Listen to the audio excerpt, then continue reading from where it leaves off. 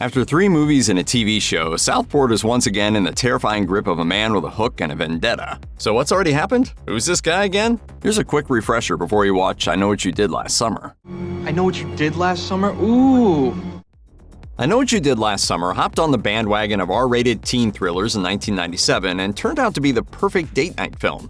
With an easy-to-follow plot and enough vanilla thrills to keep the evening light, it was an ideal formula, and it sure helped that it starred some of the biggest up-and-coming heartthrobs of the day: Jennifer Love Hewitt, Freddie Prinze Jr., Ryan Phillippe, and Sarah Michelle Gellar right at the beginning of her Buffy career. A toast to us. You're probably more or less familiar with the setup. On July 4th, a group of teens driving on a winding back road in the middle of the night accidentally hit a stranger. They don't want to deal with the consequences, so they decide to dump his body in the ocean, even though he regains consciousness at the last second.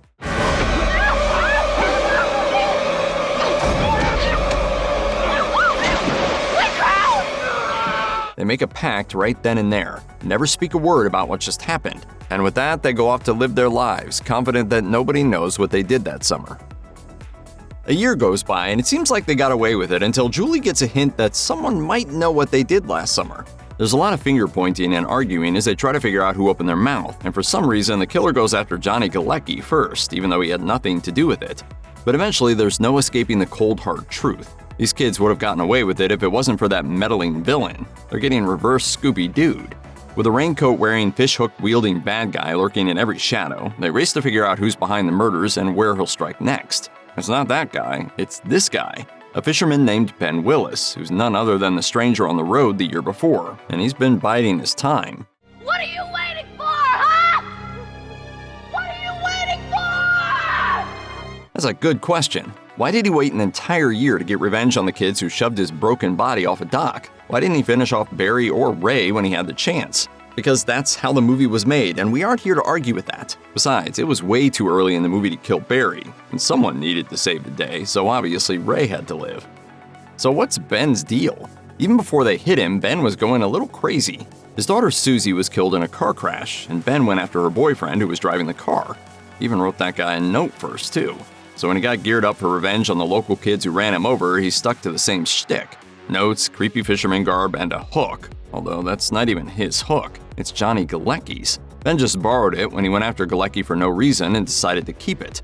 That's a fun fact to impress your friends with. Anyway, at the climax, Ray swoops in to save the day and has a quick hook fight before he and Julie throw Ben overboard to a watery grave. Ray and Julie realize at that moment that they really do love each other and, other than all their dead friends, get themselves a nice happy ending. They're even off the hook for the old hit and run and drown. Do you have any idea why this man would want you dead? None. There you have it, kids. If you're attractive enough and willing to act in a sequel, you too can get away with murder.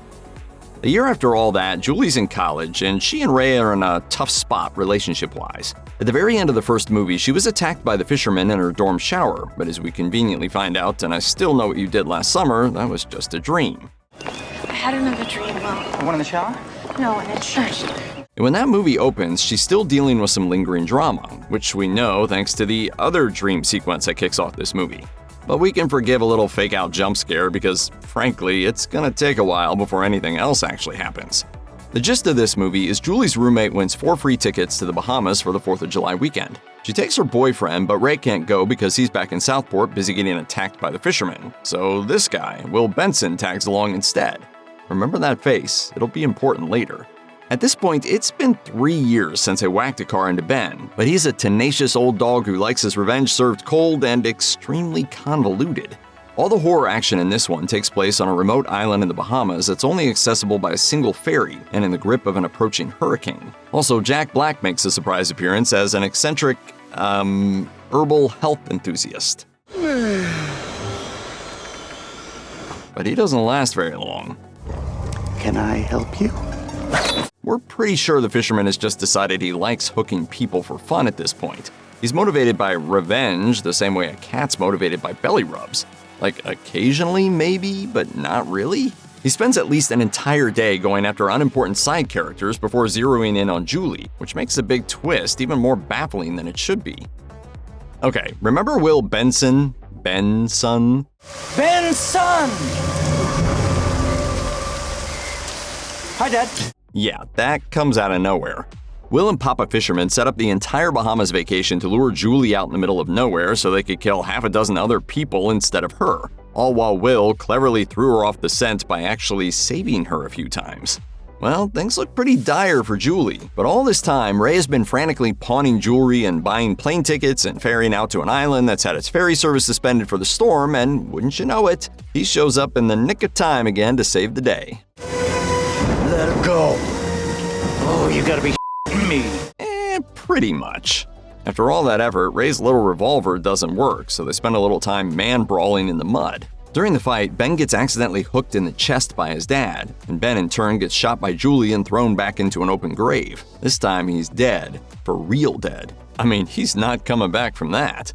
He comes back about a year later, though. By then, Julie and Ray again realize they love each other. They bought a house where they can bond over their shared adventures. But just when you think they're safe, there's Ben hiding under the bed. And that's the last we hear from Julie and Ray. Until 2025.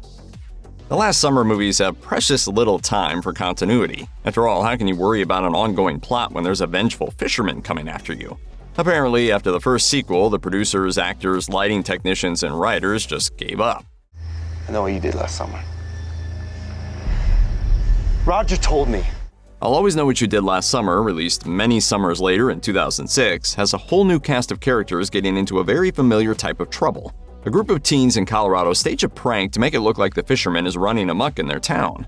There's an accidental death, and a small group of frenemies successfully cover up their involvement in it. Until next summer. This movie takes a sort of Scream approach. The events of the first two films did happen in this universe, and by this point it's become sort of an urban legend to other bored kids. What are you guys talking about? The fisherman. The fisherman legend is well known enough that nobody questions somebody running around in a costume based on him pretending to stab a bunch of people. It's a lighthearted gag. Tee-hee, hook murders. Until the real killer shows up again. The characters in the third one have names, but they don't really make an impression on you. It's like, say, Final Destination 5. Go ahead, name all those characters without Googling it. There's a guy who's sort of always angry, a girl who's good at figuring things out, and some other people. One of them gets not one, but two music videos right in the middle of this horror movie. Everyone's a singer. No, where the movie tries to hook you isn't with interesting characters, it's by turning this semi-grounded revenge slasher into a full-on supernatural horror movie, wading ever further into a grab bag of whatever was popular in horror at the time and tossing it into the script. It starts with the hook the characters use in their prank at the beginning, which is apparently the very same hook used in both the Southport and Bahamas murders, and is part magic. Someone put it on eBay. $39 on eBay. Sure it was. Get this. The ad said this is the real hook. Straight from the legend. Yeah, right. That's important later, at least in the sense that any of this is important. Then the movie makes July 4th some sort of supernatural inflection point. That's the date the killer emerges to hunt and stalk his prey, which exclusively consists of young people who've covered up an accidental death the previous summer. It's like Jeepers Creepers with an impossibly strict set of trigger events. The point is, everyone knows that July 4th is the one day of the year that you don't make a moonlight pact with your friends. So that's exactly what these friends do in a brightly lit clearing in the middle of the night. The secret dies with us. Say it. And to seal the deal, they get rid of the hook where the police will never find it, by tossing it to wading depth in a lake right next to where the death happened. By this point, you know the broad strokes of what happens next. Those friends scatter to live their individual lives until chance brings them all back together again the next summer and they start receiving sinister messages. The tension ramps up for a while as they alternatively blame each other for blabbing, follow a few red herrings, and occasionally die, until they can't ignore the truth anymore. The real fisherman is after them. But again, I'll Always Know doesn't know in the slightest what type of horror movie it should be. And this time, Ben Willis is transformed into an undead, vengeance-fueled specter, glowing red eyes and all. He can't be stopped by steak knives or regular bullets or cars or angry shrieks or any combination of those. In fact, the only thing that can hurt him is his own hook. Before you ask, no, the movie doesn't clarify how any of this happened. Whenever one of these teenagers has a passing thought that they say out loud, it's immediately canon. It's a legend. It's become true. I can't believe this. But we can hurt him.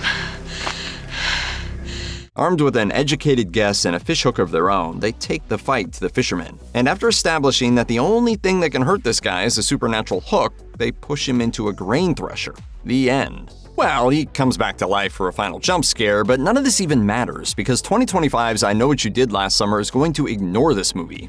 And you know what else doesn't matter? In 2021, Amazon dropped a 1-season, 8-episode series called, are you sick of hearing this yet? I Know What You Did Last Summer. What's that about? Well, whoever writes Wikipedia forgot to keep summarizing it after the first episode, so we rolled up our sleeves and watched it ourselves. It's about a group of teens who accidentally run someone over at night and cover up the crime, and they get picked off one by someone who knows what they did. Shocker. I'm legit freaking out. Generally, the episodes follow a string of murders while the guilty group of teens and the rest of the town try to figure out who's behind this sudden wave of violence. Just to keep things extra confusing, the story centers on two twin sisters, Allison and Lennon. Everyone thinks Allison is the one who died that night, but it was really Lennon, and Allison is pretending to be Lennon the entire show. The day she got unalived, she literally told me Lennon was acting sus. There isn't really any point in spoiling any of the big twists in the show because, again, it doesn't pertain to the new 2025 movie. Should you watch it anyway? Well, to paraphrase Heath Ledger, this entry feels like a case of a dog chasing cars and not knowing what to do when it catches one. Amazon Studios partnered with Sony Pictures TV for the show, so right there you've got distribution covered and a dusty old IP ripe for continuation. No expense rights acquisitions needed. Unfortunately, the end result feels like that's exactly what happened. It was just a convenient thing that fell in their laps and nobody had to try too hard to make it work. The whole twin plot and added twists help keep things fairly fresh for viewers who know the original story, but it ultimately doesn't add anything to the franchise. If you're watching this, you know that The Fisherman is returning in 2025 to teach a new group of young adults the value of taking responsibility for their actions. Not to further muddy the waters of the timeline of this franchise, but the 2025 film ignores I'll Always Know as well as the TV show and slots itself in as a direct sequel to I Still Know What You Did Last Summer, according to the director. So technically, you could have stopped watching this video after we covered that movie, but aren't you glad you didn't? So what's the upshot of squeezing the new one in the middle of the franchise? Well, the supernatural Friday the 13th-like aspects of The Fisherman from I'll Always Know will probably get tossed in the trash, which isn't necessarily a bad thing. There still has to be some sort of explanation for how he survived all those fresh chest holes, but that shouldn't be too hard to pull off, if it's even the same person. The real draw is the return of the OGs, Jennifer Love Hewitt and Freddie Prinze Jr. back as Julie and Ray. This isn't the first time there's been violence like this in Southport. They aren't center stage here, but they play an important role helping the new cast figure out what's going on with this deranged Hookman. Oh, and we almost forgot to mention the title of the new and original I Know What You Did Last Summer sequel. It's called I Know What You Did Last Summer. Oh, you gotta be me. Alright, let's tally this up.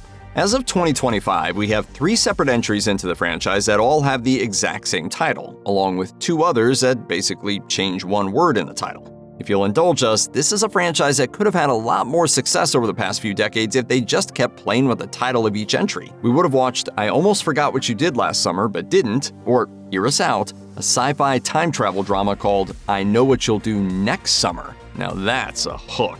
Sony, hit us up. Unfortunately, brand recognition precludes creativity, so we've mostly gotten a whole lot of the same stuff. At this point, the easiest way to tell your friend which one you're watching is by drawing a detailed flowchart explaining that it's the 4th one, but chronologically the 3rd one, and the 2nd one with the 1st one's title. Anyway, July 18th. Don't miss it. Hit us up, Sony.